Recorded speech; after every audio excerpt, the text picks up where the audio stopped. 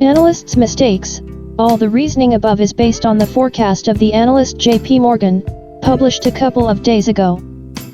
But on my own I would add small adjustments.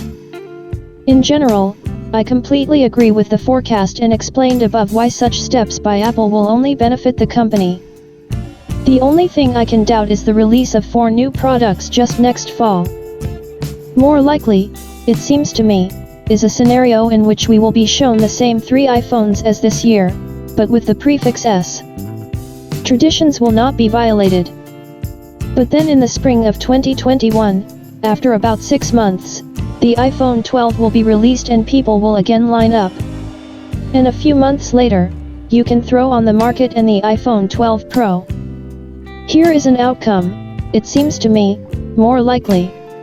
Otherwise, the logic of the company and the advantages for it are described above. In addition, we can conclude that the iPhone SE 2 we almost certainly will not see. His exit was a dubious undertaking before that, and now he has lost all meaning. Why confuse the user once again with a complex ruler if Apple finally leads it to a single direction? Place SE 2 will take the iPhone 12, which will be the most affordable and the most compact, but modern iPhone, but what it is called is not so important. The only scenario in which the iPhone SE 2 still comes out is to test the concept of launching new products in 2 waves.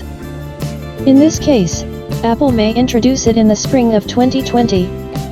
After analyzing the response of the market, she will understand whether it is worth moving to a new concept. If the iPhone SE 2 does not come out in the coming months, it will never be.